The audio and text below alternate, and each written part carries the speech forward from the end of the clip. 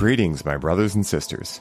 Sending gratitude to all of you who are joining in today to accompany us down the rabbit hole of self-exploration through plant medicines. My name is Ryan Sprague, and I'm here to tell you that your frequency is now set and tuned to explore psychedelic medicines and the impact they've made among the countless psychonauts exploring the last true frontier. Buy a ticket and take the ride with me as we get true first-hand accounts of the experiences, benefits, risks, and transformations taking place within the ever-expanding world of psychedelic medicines on This One Time on Psychedelics.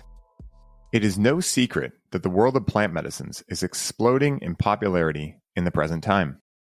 More and more people are switching from the normal protocols associated with areas of life such as mental health, physical health, and spirituality as a whole, and are instead looking to engage with these ancient modalities for outcomes such as healing, self-awareness, etc.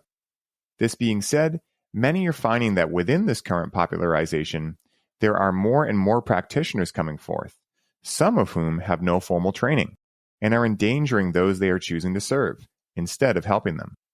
With this challenge, it has brought light to the importance of being able to find organizations and individuals within those organizations that are truly fit to not only serve the medicine, but also to serve those who come to them thereafter, with integration plans, follow-ups, courses, etc. Today's guest on the show is someone I am extremely excited to chat with, as he has dedicated his life to not only making this goal a reality within his business, the Ayahuasca Foundation, which he began in 2008, but to also allow those to come to experience the full tradition associated with the medicine of ayahuasca, indigenous wisdom and culture, and Peruvian culture as a whole.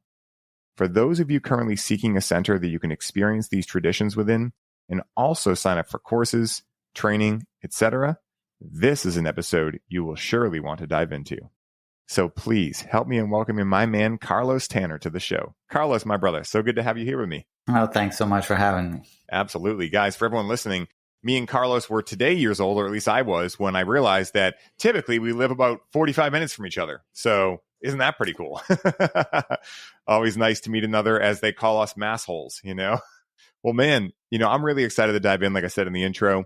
And where I like to start these episodes is how you first got into the idea of psychedelic medicines, especially for you, someone who's running an ayahuasca center and has so much experience in this realm. How did this spark first get ignited for you within the realm of psychedelic medicines?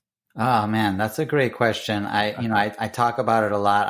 I would say the first thing that piqued my interest was Return of the Jedi. The Ewoks had a shaman, and you could get figurines. And I'm going to be 50 next year, so like I was right at the right time, for all of that to happen. And the Ewok shaman was definitely my favorite, like beloved toy. And I didn't know what a shaman was, but I knew that that was like the coolest toy. And I definitely think that was like a seed planted, or, a past life, like the Dalai Lama wants the glasses and the cane kind of thing. Yeah. But yeah, that would probably be the earliest memory I have that gravitated towards that. And then in high school, I read Fear and Loathing in Las Vegas. And that definitely was a great story to read. I did a book report on it. And then I read The Electric Kool-Aid Acid Test, another incredible book. I did a book report on that. And so, I was like in high school doing book reports on the craziest books out there. And I loved that. I loved the looks on my teachers' faces, and, like that excited me. And so then I just wanted to do that, especially Electric Kool-Aid Acid Test. So next thing I know, I was like eating mushrooms and taking acid in high school and loving it. And, my friends weren't really into it. So it was kind of something that I did by myself, explored by myself. And I definitely think that was key. Like that was important, because it wasn't shaped by anyone else's, influence or perspective. It was just me seeing what happens and really like getting in there and doing it, and not being distracted by conversations that, might be frivolous in a time like that. It was really like going in deep. So from that point on, when I went into college, like I brought acid with me to college. Like day one, I had acid on me, you know, so I definitely experimented a lot, tried some other substances like mescaline and peyote, and, you know, was very, very curious, read Carlos Castaneda books, started studying philosophy, read Way of the Shaman by Michael Harner, which was my introduction to ayahuasca, you know, read William S. Burroughs, and, you know, just went down that full path and took philosophy of religion, you know, studied shamanism from a philosophical point of view. And, you know, all these pieces just came together where I found that I really had an affinity for psychedelics and also a strong curiosity about ancestral traditions, like shamanic traditions, and especially ayahuasca. Wow. It's so cool because my journey has been very similar. You know, I didn't get into other psychedelics other than, like, you know, cannabis, mild psychedelic, until I was 23.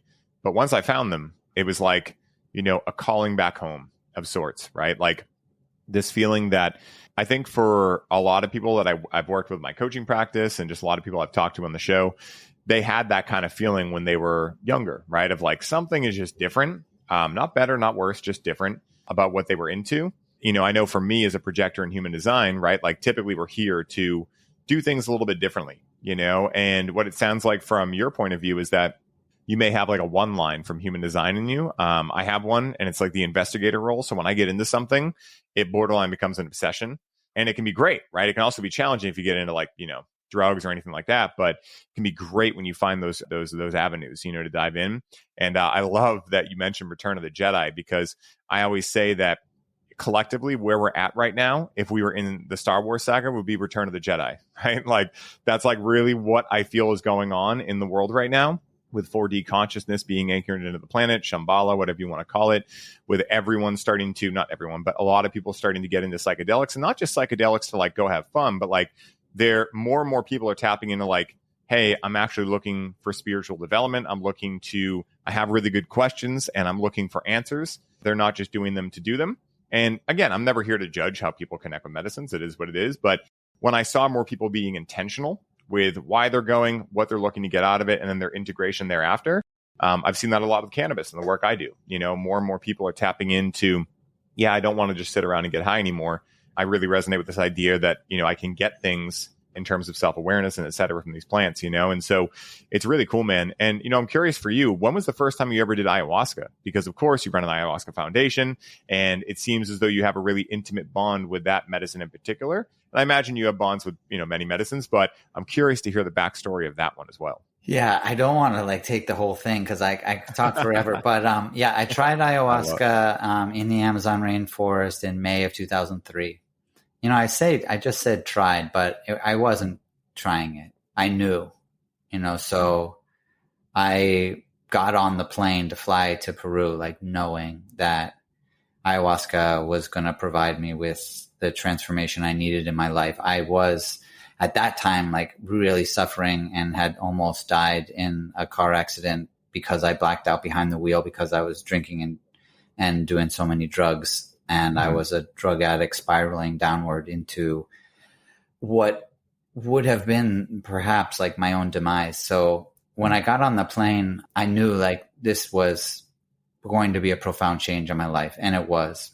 I bring that up because I think that's so important. You know, we talk about set and setting. Like my set was immense faith. Like I knew that this was going to produce significant changes in my life and significant benefit. And then it did. And I definitely feel like that was because of my openness to guide my own experience by that faith, to have that knowing that I would be healed, be the guide of my interpretations of each of those experiences within the ceremonies.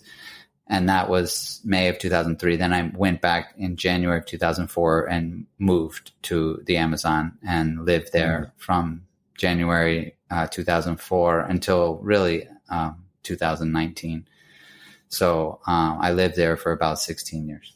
Wow. That is absolutely amazing. You know, and I love hearing these backstories because they give great context, not only to your story, but also to the importance of faith. I have come to understand that faith is extremely important to have in life, you know, not necessarily to God or whatever, right? Like, of course, everyone's got different terms for what they, believe is the higher power. I use the term God. It's not charged to me, so I use it. But having that faith is really everything, right? Because like you were talking about setting, these terms we hear often that I know for a while, in my earlier years, I was like, what do these actually even mean? Right. And so actually diving into like an actual example of like what a positive mindset attribute could look like with faith, right, is really important because I think, one of the common misconceptions, and it's not a full misconception, but it is definitely partial, is that you have to be in a super high vibe mood when you go to connect with psychedelics. And I think at the end of the day, you don't want to be in a schizophrenic break and go connect with psychedelics, like probably not going to end up well, right? Soft talking knowledge, probably. But at the same time, like it's very rare that, at least in my experience and the people I've worked with, that someone is like really excited for a deep experience that isn't going through something challenging. But I think you really hit it nail on the head. I think what really creates a good mindset is essentially the story you're telling yourself about whatever it is you're looking at. I mean, I really think that's what mindset is, the language you use and the stories you tell based on that language. And so being able to have faith, right, in that story that I have faith in the medicine, I have faith in myself. I currently don't know the answers, but I have faith they'll show up and be presented to me. I think that's really healthy, and one thing I'm curious on is, when it comes to ayahuasca, as you've seen it, I've heard a lot of people speak about how it's a feminine medicine. And Hamilton's very big on saying like it has a masculine counterpart too, right? Like it's not all feminine all the time. Can you speak to that, or have you heard of that before? Like, what are your thoughts on that?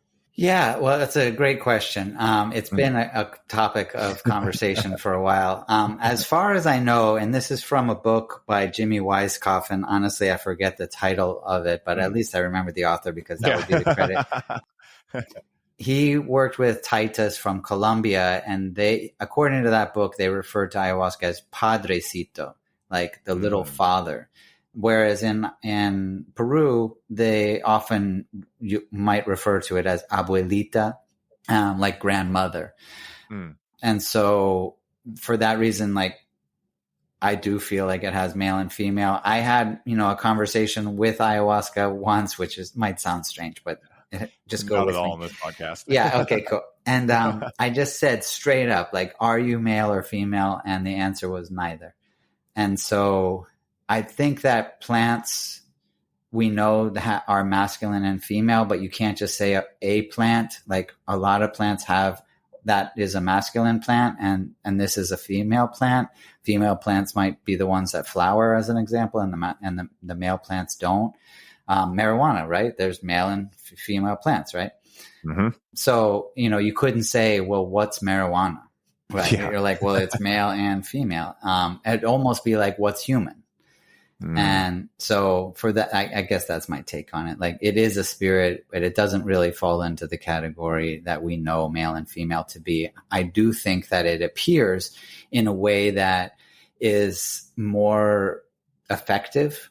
And so it will take a form, or either that, or we will give it a form that is more effective. And that may play into our faith as well. So it's common to hear that you see snakes, or jaguars or hummingbirds. These are like maybe the top three in terms of animals.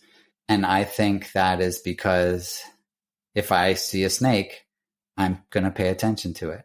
And if I see a jaguar, I am definitely not going to look away, and also if I see a hummingbird, like if a hummingbird, I might be more like, and I want to catch every moment because I know it might be fleeting. Whereas a jaguar and snake is more my own safety kind of precautions, like keep an eye on that. But I think the effect is the same, where the message gets through. And for that reason, sometimes you see a spirit of a person that might be meaningful to you. And that could also be ayahuasca. I mean, it could be the spirit of a person if they've passed on or something. But sometimes, as a facilitator, someone would say like, you came to me, and I'm like, okay, I didn't actually come to you, but you have taken me on to be like a person that you trust and as a guide. And so if I were to tell you something that could have an impact on your life, you might listen to it more. And I think that ayahuasca works in that way. So ayahuasca will take on lots of different forms. And I'm not sure about the generalities of cultural dynamics or familial dynamics within culture. So maybe people have a stronger bond with their fathers in Colombian cultures as the head of the household type of authority, as opposed to the female in Peruvian cultures, which I can attest to being the true head of the household, and that children tend to have a much stronger bond with their mother than their father. And if that were flipped in Colombia, then I could see that they would then be more inclined to feel fatherly energy, and in Peru feel motherly energy, and thus the concepts of feminine and masculine.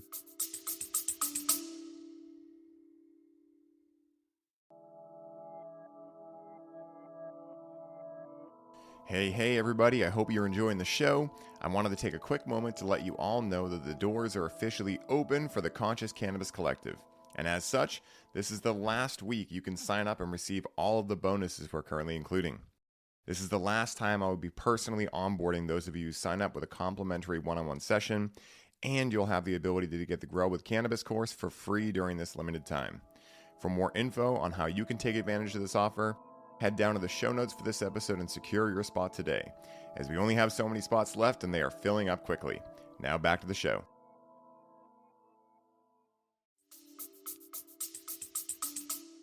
Yeah, that's a great answer. And it feels very accurate, because I get hit up often. Obviously, I don't speak about ayahuasca a lot. I have no experience with it. I mean, of course, on this show, I'll speak about it with other people that are on, such as yourself. But I have people hit me up all the time. What's the difference between ayahuasca and yahe? And I'm like, well, I'm not an expert at this whatsoever. But, since I have you here, are there any other differences that between ayahuasca and yahe besides maybe the whole more predominantly feminine in Peruvian culture, ayahuasca, versus more yahe, a little bit more masculine? And again, these are generalizations. I know that they might not be always objective like that, but I get this question a lot, and I'm curious if you could shine any light on maybe some of the different, aspects to each.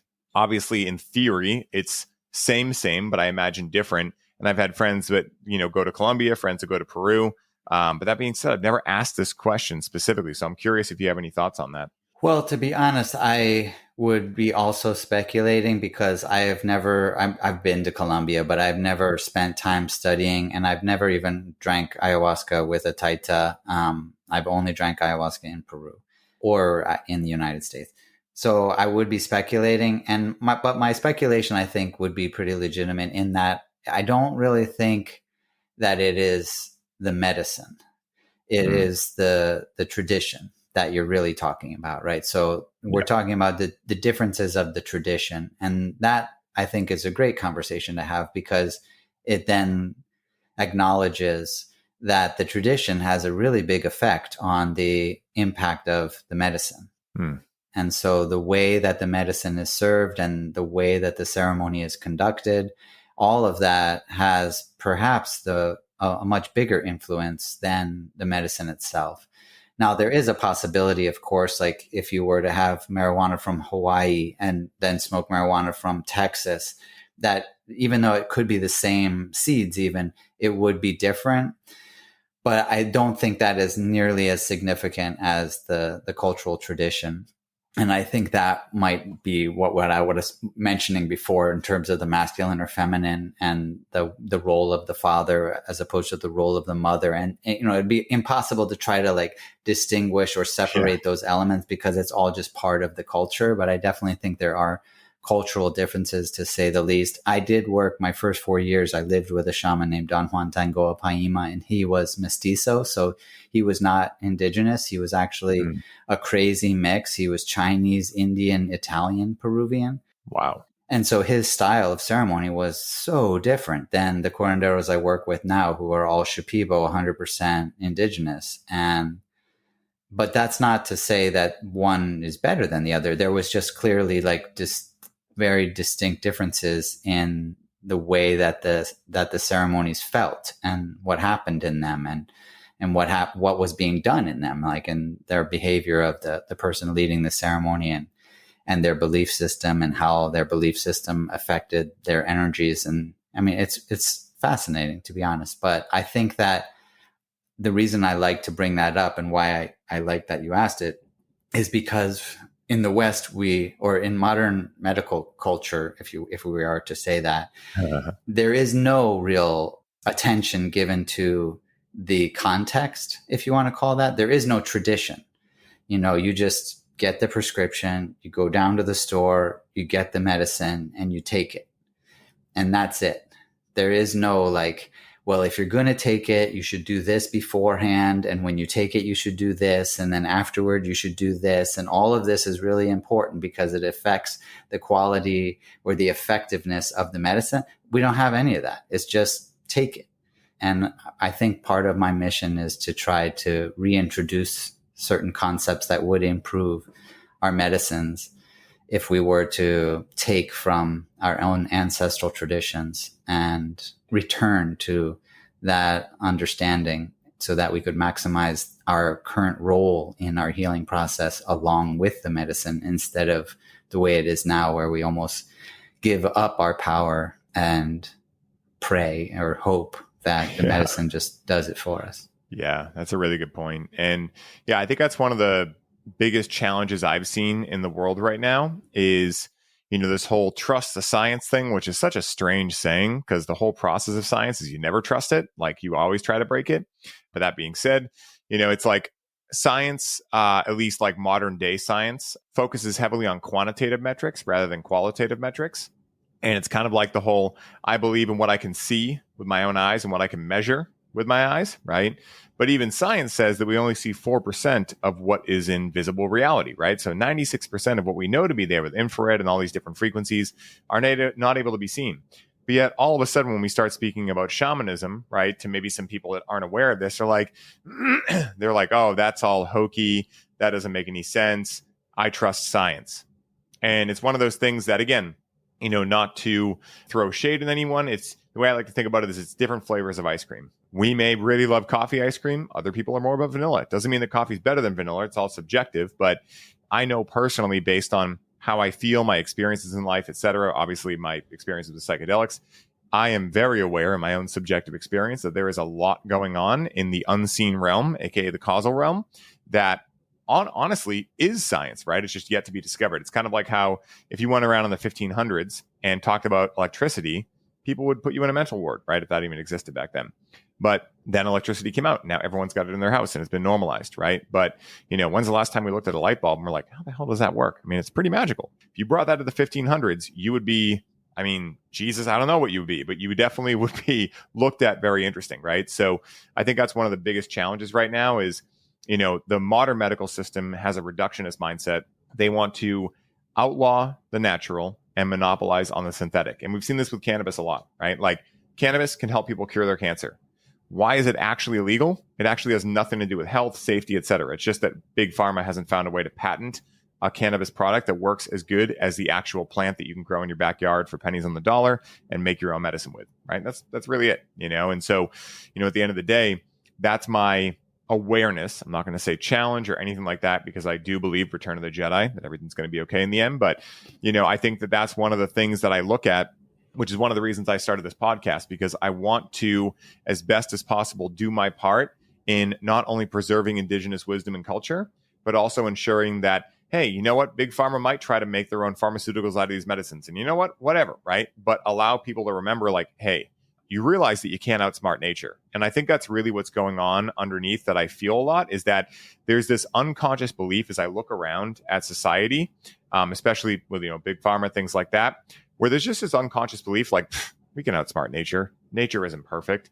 And that's something I strongly disagree with. And that comes from my experience, itself. And, one of the things that we were chatting about a little bit before we started that I'd love to dive into right now, since we were talking about the difference with ayahuasca, yahe, et cetera, is the whole idea. The other question I get hit up with the most, right? And one that I have too is what are the benefits / drawbacks of, let's say, doing ayahuasca in a native area, such as Peru, versus doing it somewhere in the States, right? Like, and again, the reason I want to ask this is because I am aware that I imagine there are a lot of benefits to doing it where it is native.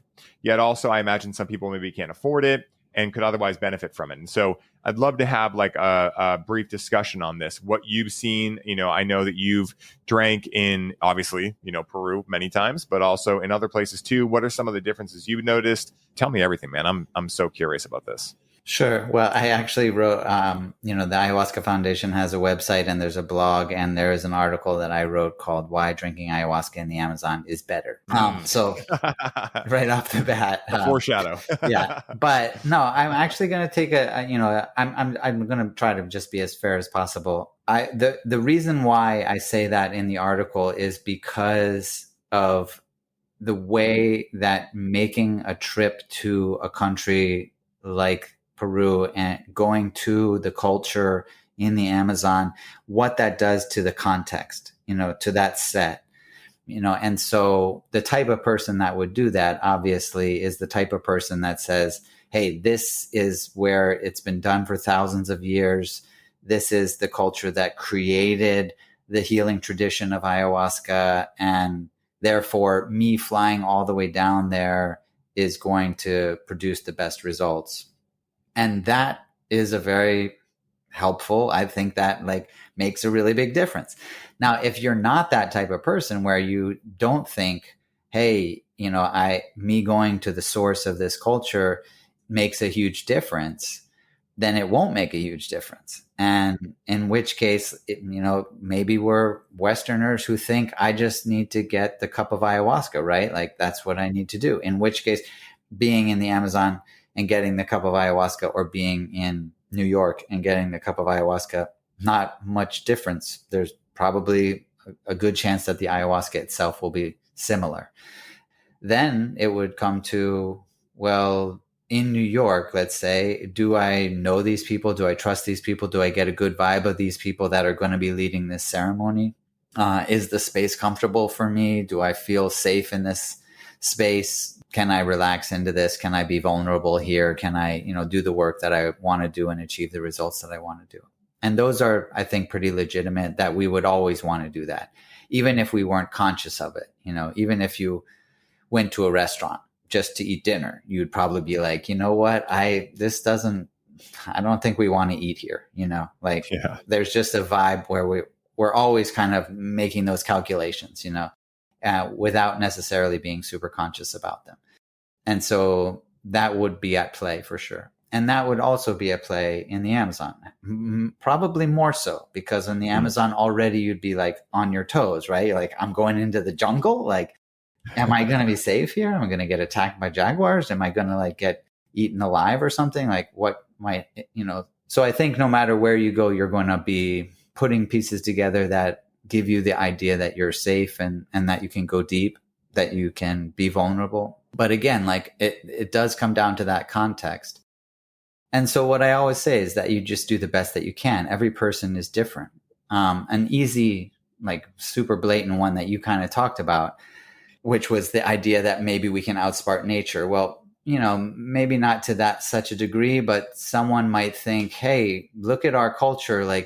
We built the airplane and we talk on cell phones. And so we're the superior culture.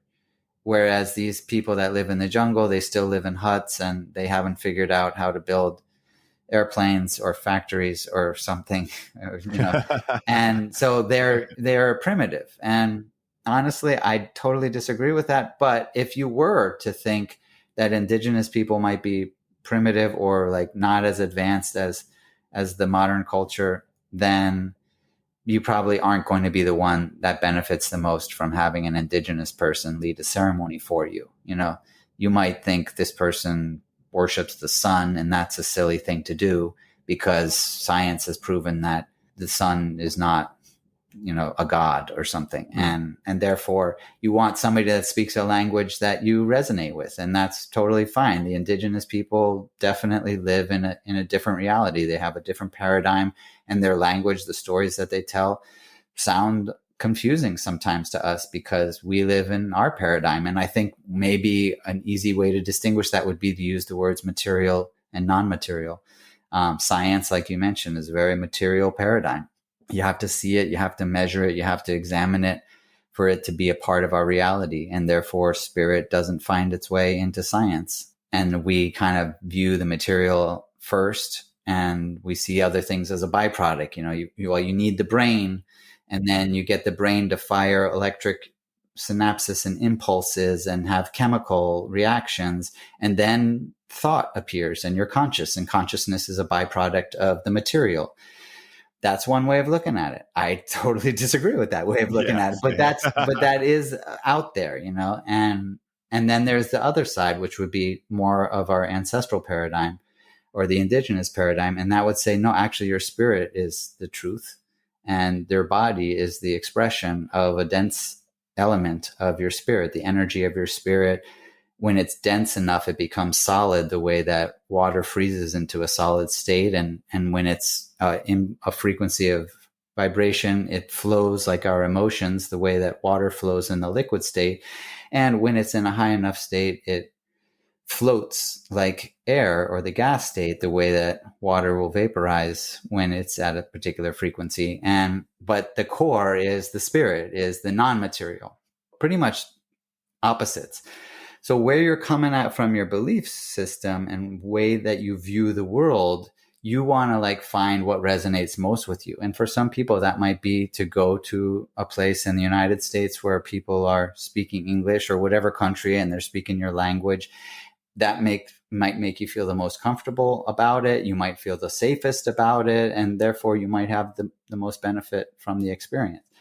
For other people, it's, I want to go, I want to make a pilgrimage. The pilgrimage itself will create so much change in me, so much openness to change, that will put me in such a wonderful setting. And when that person comes in, who I know comes from a lineage, multi-generational, beyond history, and they're bringing that in their DNA into the ceremony, and I'm surrounded by the forest that was the environment that produced such a culture, and that the culture of humans and the environment of the nature are inseparable, and all of those elements are things that resonate with me and my belief system, then yeah, I'm in the right place, and I will now receive the most benefit from that. So it's really just about feeling out who you are, and you don't really have to do too much soul searching. I don't think. You just know which way to go, just based on what makes sense to you, Yeah, that makes perfect sense. And that was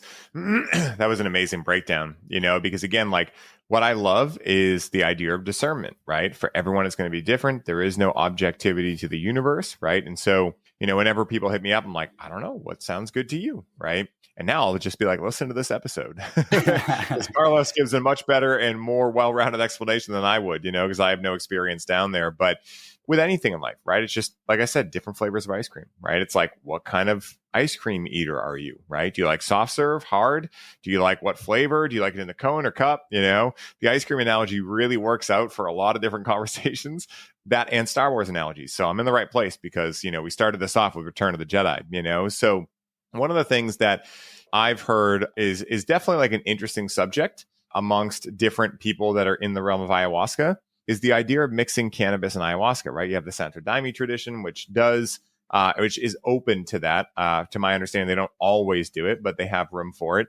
And then you have most traditions that are just a hard no. And Hamilton, the way he stated this was he's like, for me, he said, I don't think a lot of traditions say no because it's some absolutely haphazard type thing. I think they say no because it's not part of their tradition and they just don't know that medicine. So they're just no, don't do it. What are your thoughts on that? And also, how do you lean? Have you mixed them together before?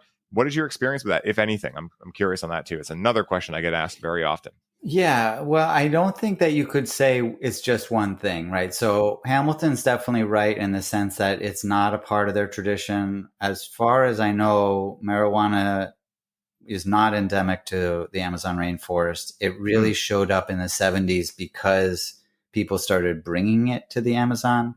Yeah. I talked about William Burroughs, he was down in the Amazon to drink ayahuasca. Terrence McKenna and Dennis McKenna are some famous people that wrote books about their experiences in the Amazon in the 70s. And marijuana made its way to the Amazon, but it wasn't ever part of an indigenous tradition. So in that sense, definitely that's a part of it, especially when the way that marijuana came into the culture in South America was on par with cocaine.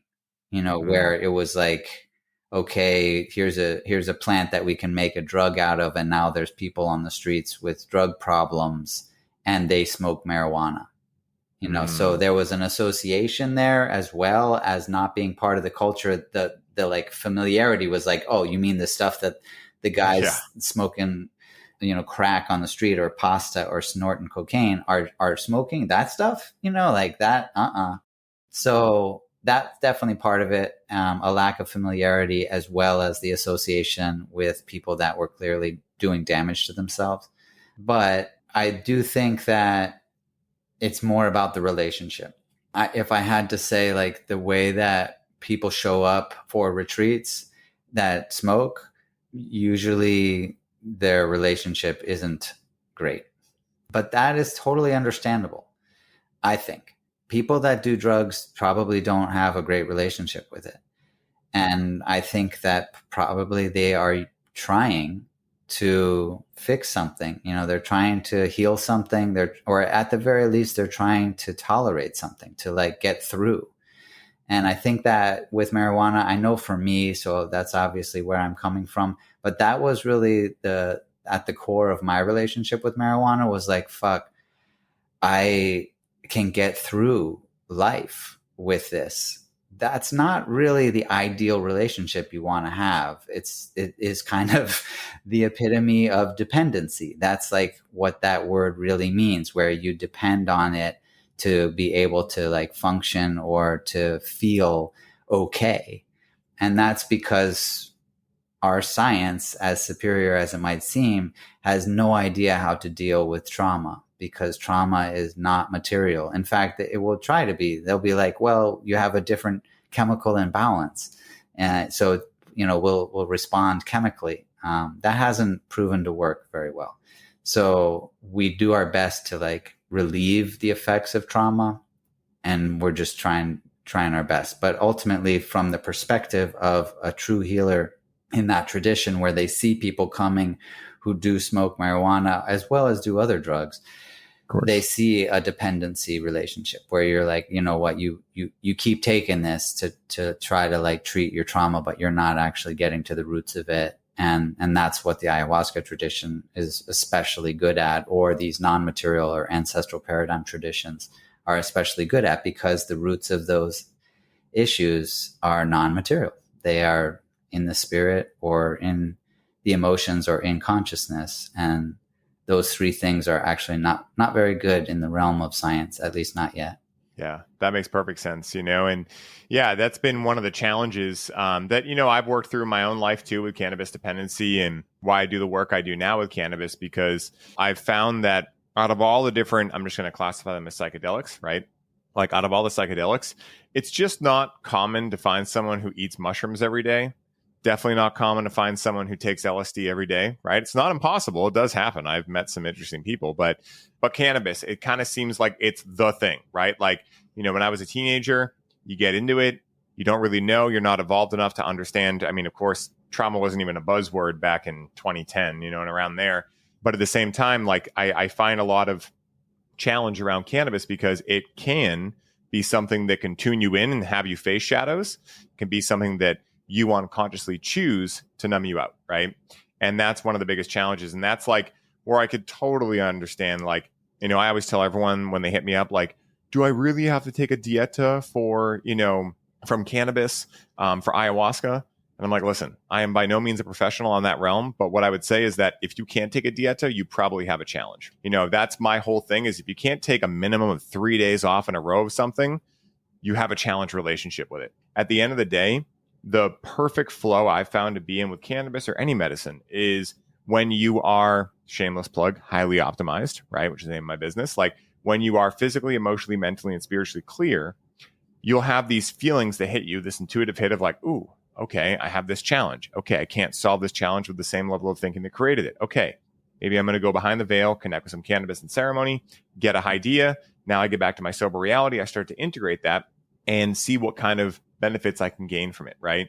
That's how I found the plant really helps. Like, I tell everyone, like, if you're trying to dive super deep into trauma, it may not be the best medicine to do that. not because it can't, but because it gets very clunky at high doses. It's very challenging for most people. Like when I've talked to even people like Aubrey Marcus, who are very much a proponent of many different medicines, they're like, yeah, I've done a lot of medicines. Aubrey was telling me, he's like, I even almost had to have a field tracheotomy in the bush from combo. And he's like, and that wasn't as scary as a high dose edible, And so I always say, cannabis can be spicy for sure. Like she can be really spicy of a spirit. The other stuff I've heard from, other individuals is that cannabis calls on a lot of spirits, and sometimes it can just be too many fucking cooks in the kitchen. Obviously, the Santo Daime, has figured out a way around that or whatever. But I always like to ask that question because, again, like, these are questions I get asked all the time. And I'm like, let me have someone on who's like an expert in ayahuasca. I do the cannabis thing. That's where I know my lane. I stick there. But, I love being able to blend these things because I tell everyone, like, if you're going to experience a certain tradition, stick to that tradition. Right. It's been there for thousands upon thousands upon thousands of years. Don't think you can outsmart it, right? Like, best case scenario, you go down there and you don't do the dieta and you just don't get what you came for. Worst case scenario, who knows what can happen, right? So worst case scenario, maybe you just get kicked out, right? The, curandero is just like, hey, I can feel that someone here is interacting with something else. Like that happened to a friend of mine who was getting off an Adderall prescription. And she thought, I don't know what she thought, but she thought the shaman wouldn't notice. And he definitely did, probably just from mannerisms alone and things like that. But yeah, she wasn't able to engage in the medicine because there's actual risks, when you're combining pharmaceuticals like Adderall with other medicines too. So very interesting stuff. But well, if I can add one more thing, please, because earlier we talked about, it was a great platform with the difference between taitas and curanderos or Colombia and Peru as a way to describe the distinctions between traditions. And then I brought up the modern medicine as opposed to the ancestral tradition and those distinctions. And I think that when we look at marijuana, we really see that at play also. So, we have a system where, you have depression, take this pill every day, and that will make you feel better. And so that's kind of like the game plan. Like that's our understanding. And we might then apply that. Instead of taking an antidepressant every day, I feel better smoking marijuana every day. But it's that same framework. And then we also don't have tradition. So someone smoking marijuana, it's like, yeah, I just smoked some marijuana. Like maybe I was in my car, maybe I was at my at my kitchen table. Maybe there's not really any ritual surrounding it. And so for that reason, it is much like the modern medical system. Oh, you need to take your pill? Well, whatever. That means take the top off and take the pill. That's it. Like there is no ritual surrounding it, which is a real travesty to me. But because of that, I think that we kind of prevent ourselves from realizing the true potential when we can use ritual to more fully engage our own consciousness into the process and work as a collaboration. And that's what I always talk about with ayahuasca, is that it's like riding a horse. You're in collaboration with this being that is much more powerful than you, that can take you much further than you could go on your own. But you don't just throw up the reins and say, okay, let's, just whatever you want to do, nor do you pull back the reins and try to stay in control. There is this middle ground where you're saying, okay, I'm going to let the reins go. I'm going to let you do your thing, but I'm also going to communicate with you. We're in collaboration here. We're both working towards a goal that I am actually dictating, but that you are willing to help me to achieve. And if we were to have a tradition like that with marijuana, then I definitely think we would be able to take it into a different context and maximize its effectiveness by putting ourselves into that collaborative role and understanding the ritualistic nature of it and how to maximize all of that. So I don't know. I just wanted to mention that because I feel like marijuana is a plant medicine stuck in a modern medical paradigm. Yeah. That's one of the best ways I've heard it put. That's why I tell people you could look at cannabis in two ways. You could look at it as easy to work with. What do you mean? That thing I've been connected with since high school? That's easy, right?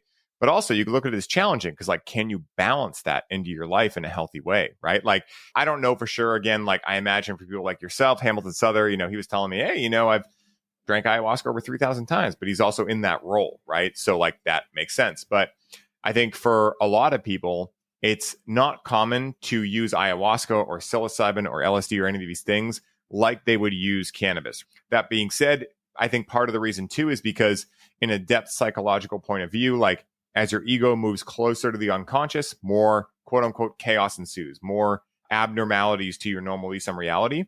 And so cannabis, like because most people that use it have learned how to dose it for themselves, they kind of find a sweet spot where their ego isn't too far offline. So some people can work, some people can drive. I mean, I'm not advertising or advocating these things, but again, like it's very rare you find someone who's like, oh, I can take 3 tabs of acid and drive down the highway, no problem, right? Like fear and loathing, of course, at the end of the day, like it is kind of normalized with cannabis, and I think that's what makes it challenging is people have to break through that paradigm to even be able to see it as a plant medicine. Like I get 2 types of people that for whatever reason resonate and they're like, I totally get it.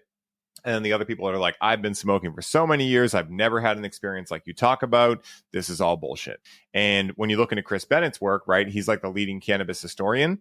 There's so much depth to what cannabis can do, but it's amazing what 70 to 80 years of stigmatization will do too, and that's one of the, I'd say, positives I see around other medicines is that because now John Hopkins and these kind of like prestigious organizations that most people that are like not in the psychedelic space would trust when they say, hey, psilocybin can do these things. Hey, MDMA can do these things. I think that the other medicines are not missing out on stigmatization, but it's not the same as if ayahuasca got huge in like the 60s, right? Or like the 70s, 80s, war on drugs, things like that. So that's one positive, for sure. This is something I would love to ask you because this is where my brain goes and I just love to hear these kind of things. What has been the most profound, magical, or just otherworldly event that you have either seen, witnessed, heard about, whatever feels true to you with regards to ayahuasca? And you could really extrapolate it into the medicine space if you want, but specifically within that medicine, like what's been that thing that like, if I asked you, you'd be like, oh, there was this one time. Is there anything that sticks out to you? Oh, well, there's more than one time. Yeah.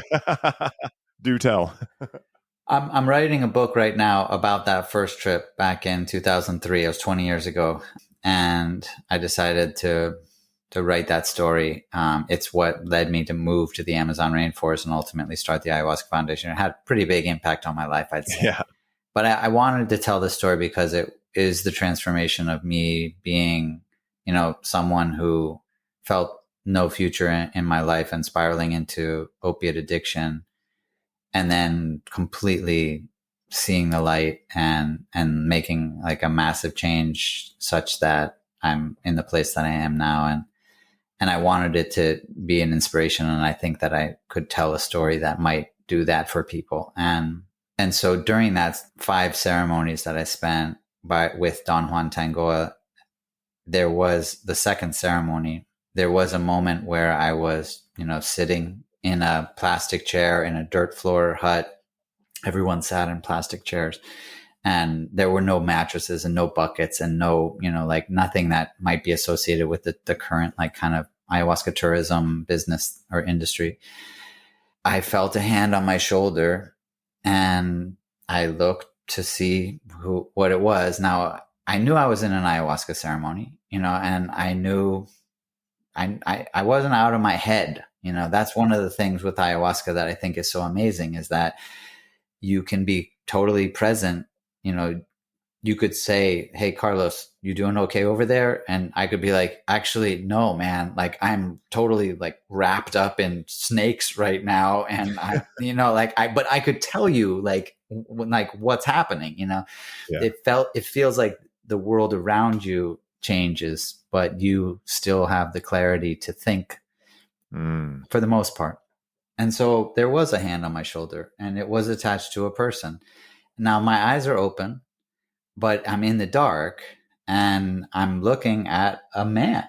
Like there is a man. I'm sitting, he's standing, he's got his hand on my shoulder, kind of in a support, like you put your hand on someone's shoulder as a supportive gesture.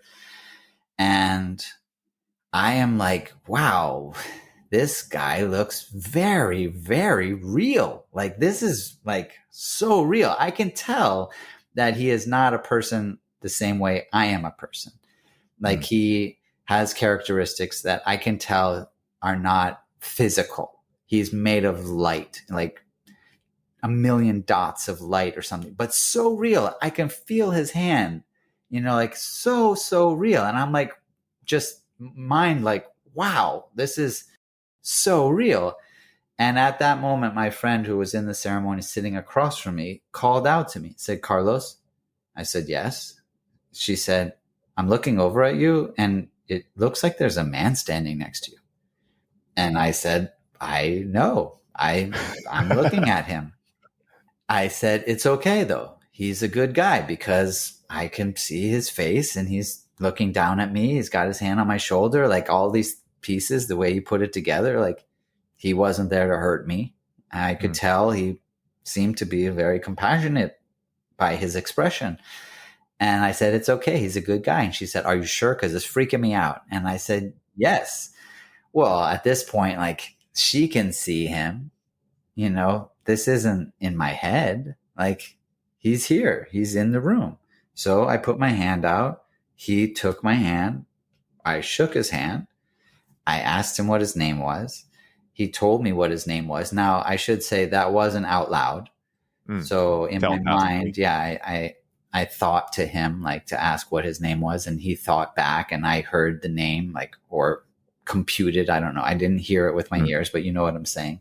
And as soon as I heard the name, I recognized him. And then I was like, oh my God, like, it's you, like, the person you just identified yourself to be. And he was a friend of mine from my childhood, and he had died. And here he was. Now, he had committed suicide. I should say, like, I wasn't thinking about him. I wasn't looking for him. I wasn't wondering about him. Like, I knew him. Like, I remember, but it wasn't like I could have, like, there was no way I could convince myself that maybe I had conjured it or like created it. Like, it was literally like, here's some guy. Who is this guy? What's your name? And then I'm like, oh shit, no way. Like, it's you. Like, now I see. But because he had committed suicide, my mind was like cracked wide open at this point. So I'm like, oh my God, you committed suicide and now you're here. Maybe you're stuck in purgatory because that's what happens when you commit suicide. I don't even know where that comes from, but clearly it like came through somewhere enough that I thought maybe that's what's happening. So I said, do you need my help?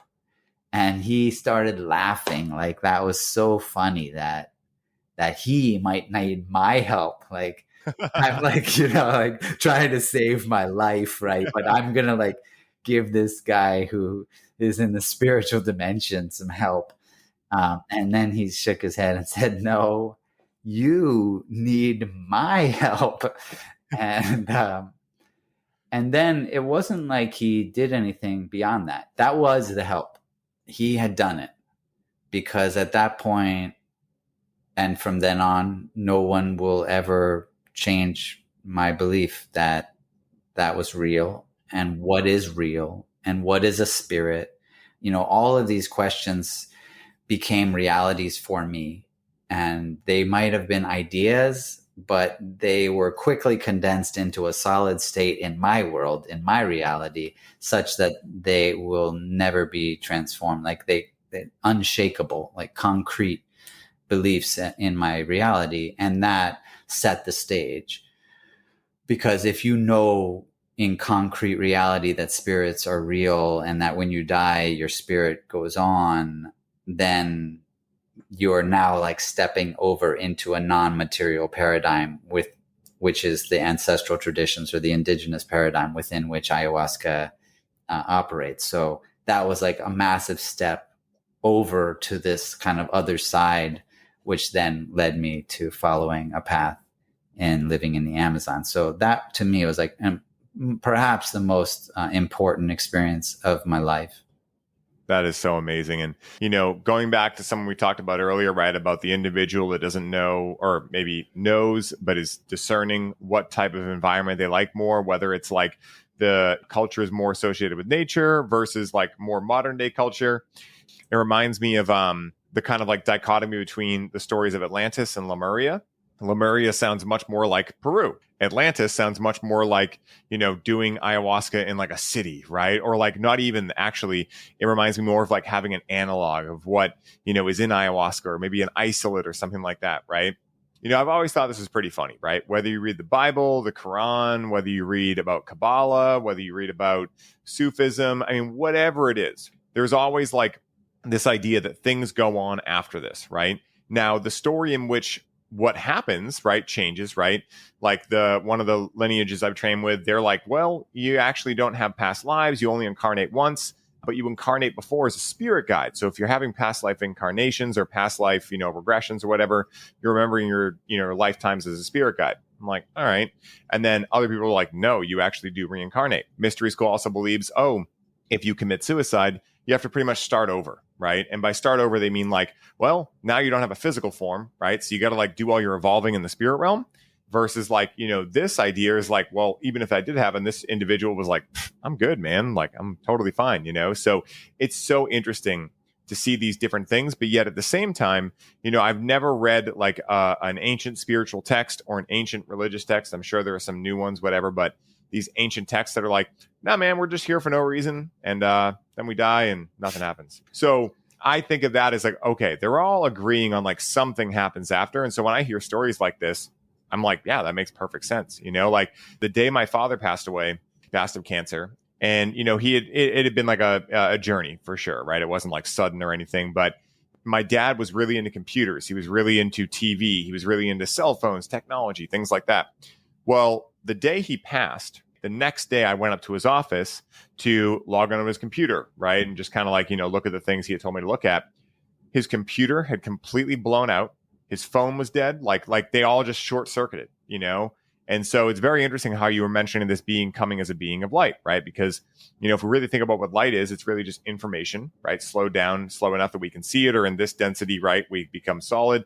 But it's very interesting, man. And so I'm really grateful that you shared that story because for me, I love stretching what I believe to be possible about life. Like that is to me the ultimate thing I've received from psychedelics is just how humbled I've been to be in this experience we call life, to be enamored by what I don't know and what I will never know.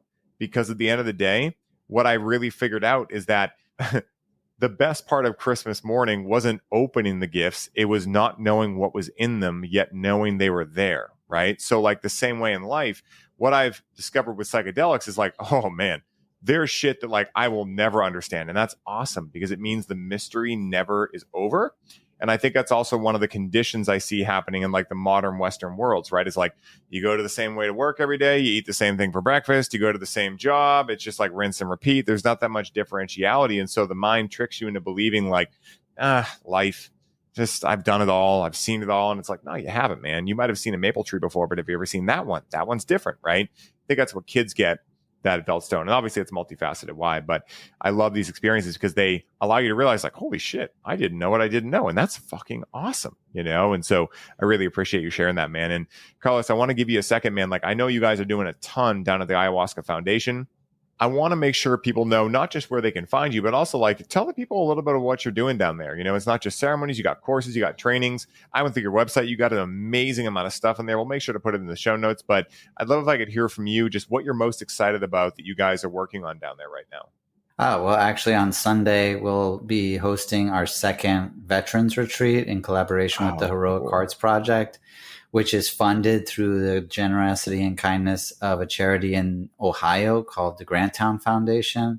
And then in collaboration with a research team that we've been working with for the last 8 years called Onaya Science. So not only will veterans from the U.S. come down and receive treatment for PTSD, but a research team will also be there taking all these metrics, including measuring their gut biome, changes to their gut biome, also saliva samples to do a full genetic spectral analysis of their genome, and and then to see how they improve the symptoms of PTSD as well as depression and anxiety. And so that's like, to me, fantastic, really like demonstrating to the scientific, like you want to say, trust the science. Well, here's the science. Like, here's what happens, from a scientific perspective. Of course, there are, from my perspective, like obvious limitations as to what can be expressed scientifically as opposed to what happens, in their experience. Yeah. But we're healing veterans and then also demonstrating the effectiveness of those treatments to the scientific community. So that's really fantastic. We do have educational courses as well, which I think sets us apart from a lot of other centers. And there's a huge global community now of people that have completed those courses, started their own centers, have their own communities all over the world, from Australia to Asia to Africa to Europe to North and South America, which is such, it's an honor to be able to be a part of that.